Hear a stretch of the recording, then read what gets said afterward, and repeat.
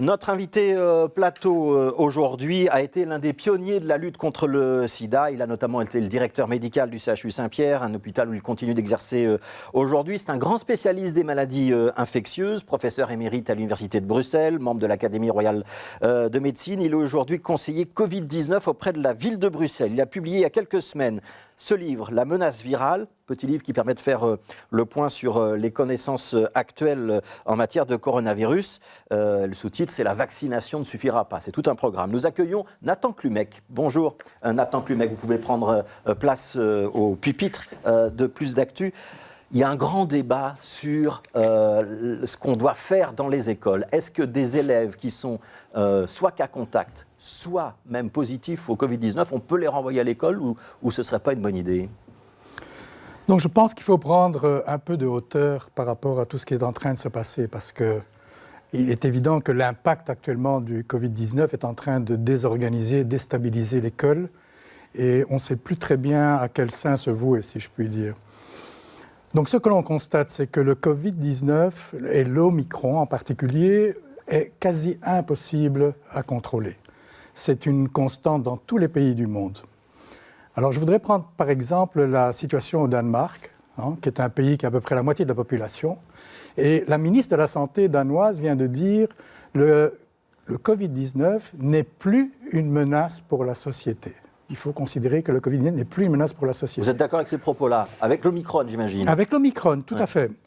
Ils ont plus de 46 000 cas pour une population de 5 millions d'habitants et ils ont 17 morts par jour. Donc voilà un pays qui dit quelque chose qui n'est pas du tout en accord avec ce que nous disons. Alors qu'est-ce qu'on peut penser chez nous?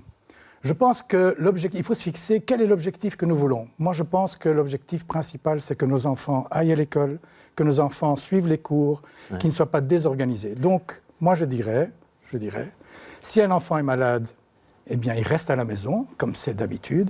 Et s'il n'est pas malade, il va à l'école. Ouais. Même s'il est cas contact, donc potentiellement asymptomatique, et qu'il peut peut-être contaminer un enseignant dans les jours qui suivent. Même s'il est cas contact, parce que si ce n'est pas à l'école qu'il va acquérir ou transmettre le Covid-19, le Omicron, c'est en sortant de l'école, c'est en allant se promener avec ses amis, c'est en faisant des activités à la maison. Donc, il n'y a pas moyen actuellement de contrôler ce virus, sauf par une protection individuelle. Et c'est ça le message. Ouais. Quand vous dites ça, Nathan Clumec, vous savez que vous allez crisper les syndicats d'enseignants qui, eux, disent « Oui, mais on n'a pas envie d'être en contact avec des élèves qui potentiellement peuvent nous contaminer. » Oui, je comprends. Et il y a un risque plus élevé pour certains enseignants qui sont peut-être plus âgés que pour les jeunes enfants. Je pense qu'après 2 ans, les enseignants qui étaient plus âgés et qui étaient à risque, j'imagine qu'ils ont eu la sagesse de se protéger, soit à titre individuel, soit par la vaccination. Quant au contact de ces enseignants avec des enfants et que ça augmente le risque, ces enseignants, ils sortent de l'école, le risque, il est partout. Quand on voit le nombre de cas actuellement en augmentation, c'est bien la preuve que le risque, il est partout. Si vous tenez ces propos aujourd'hui, Nathan Clumec, c'est parce qu'avec Omicron, on voit qu'il y a beaucoup moins de monde en soins intensifs. Alors les hospitalisations, ça continue quand même, mais pas en soins intensifs. C'est-à-dire qu'on peut estimer que c'est une forme adoucie du virus et que les formes les plus dures ne vont pas revenir? Alors, Omicron est un virus qui est transmissible, mais qui est moins virulent. Mais aussi, il se heurte à une population. Il faut rappeler qu'en Belgique, il y a plus de 76% des gens qui sont vaccinés. Donc, pour le virus, c'est une difficulté supplémentaire. Mais cette vaccination ne l'empêche pas d'infecter. Et nous connaissons tous des cas de personnes non vaccinées ou vaccinées qui s'infectent avec Omicron. Mais nous connaissons aussi tous que ces cas-là, après quelques jours, eh bien, ils récupèrent rapidement. Donc la vaccination protège. La vaccination protège sans aucun doute. Et donc, je crois qu'il faut tenir compte qu'aujourd'hui, on ne doit pas raisonner avec la situation actuelle, avec le passé. Le passé, on était confronté... Donc Omicron, c'est une page blanche qu'il faut revoir nos process. Il faut certainement s'adapter à la situation actuelle et ne pas appliquer les recettes ou les méthodes du passé à une situation actuelle. L'autre grand débat, donc il va avoir lieu à la Chambre, il est lancé à la Chambre, c'est le débat sur l'obligation vaccinale ou le pass vaccinal. Ça vous semble, avec ce que vous venez de dire sur Omicron, une bonne idée ou ça arrive trop tard ? Le débat sur la vaccination obligatoire, il aurait dû avoir lieu dès le début de la vaccination. Je veux dire, ça va de soi. Maintenant, quand on parle de vaccination obligatoire, il faut définir quels sont les publics cibles. 76% des Belges sont vaccinés.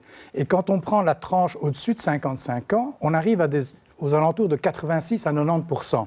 Donc ça veut dire que si on va obliger les gens à vacciner, on va se vacciner des gens qui sont inférieurs, plus jeunes, dont actuellement la tranche au-dessus de 18 ans. Une population qui est réfractaire, par la majorité d'entre eux, parce qu'ils se rendent compte, ou ils sont convaincus, que le Omicron n'est pas dangereux. Et donc, on va forcer à se vacciner des gens qui vont résister. Et je pense que la manifestation de dimanche était quelque chose dont il faut tenir compte. Maintenant, il y a des populations qui sont vulnérables, et je répète la même chose, les personnes au-dessus de 55 ans sont vulnérables et ça représente 10% de la population, mais à Bruxelles, beaucoup plus que 10%. Ouais, donc ça veut dire que par exemple la Grèce ou l'Italie qui vaccinent les plus de 50 ou les plus de 60 ans, ça ce sont des pistes de manière obligatoire, ça ce sont des pistes que vous pourriez suivre.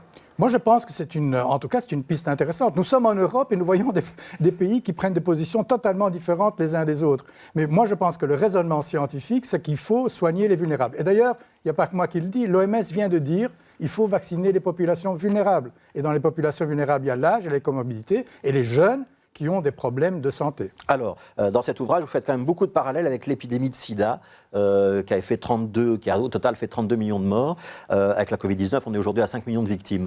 Le sida, on arrive à vraiment le domestiquer ou le dompter dans les pays, par exemple, d'Europe occidentale. Ce n'est pas le cas dans les pays en voie de développement. C'est ce qui va se passer aussi avec la Covid-19 ? Ah oui, ça, je suis convaincu.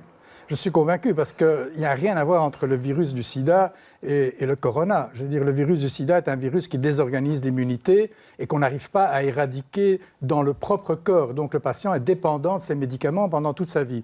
Avec le corona, le jour où on a des médicaments, on pourra traiter l'épisode aigu, 5 à 7 jours de traitement, et le corona aura disparu. Et en plus, on a un vaccin. Mais donc ça veut dire que dans les mois ou les années à venir, on aura donc les traitements, on a parlé des anticorps monoclonaux, on a parlé de cette fameuse pilule-là qui va bientôt arriver.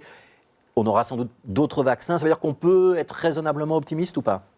Moi, je trouve, parce qu'en plus, on aura quelque chose qui sera très important, ça sera le vaccin par voie intranasale. Parce que le vaccin par voie intranasale va défendre l'immunité locale et empêchera un virus comme Omicron de rentrer. Donc, on aura un arsenal thérapeutique, mais on n'aura pas éradiqué le virus. Il sera là et c'est ce qu'on appelle le stade endémique. Ouais. Donc le vaccin intranasal, c'est un petit cheat dans le nez. Hein ? C'est un petit cheat dans le nez. Et ça veut dire que ça devrait aussi avoir psychologiquement moins de résistance de la part des antivax. Je pense que s'ils ont un problème avec l'injection d'un matériel, le fait d'un cheat dans le nez va peut-être les rassurer. Ouais, un dernier mot, puisqu'on a beaucoup parlé de culture. Vous écrivez dans ce livre, dans les salles de spectacle, dans les salles de concert, si on observe une bonne ventilation, le port du masque, une distance sociale, le risque est quasi nul. Vous êtes sûr de ça ? Ah, absolument sûr. Aucun doute là-dessus. Et je pense que maintenant, le gouvernement a enfin compris qu'il ne fallait pas traiter de la même manière une salle de 2000 places avec une salle de 200 places. On appliquait la même jauge. Il est évident que le volume de dispersion est un rôle très important. La ventilation, parce que c'est une transmission aérogène, la distanciation sociale et le masque. Aujourd'hui, je dis... Si j'observe tout ça, je peux être considéré comme protégé. Toutes les études ont montré que dans ces circonstances-là, la transmission égale à zéro, quasi égale à zéro. Merci beaucoup, Nathan Klubeck.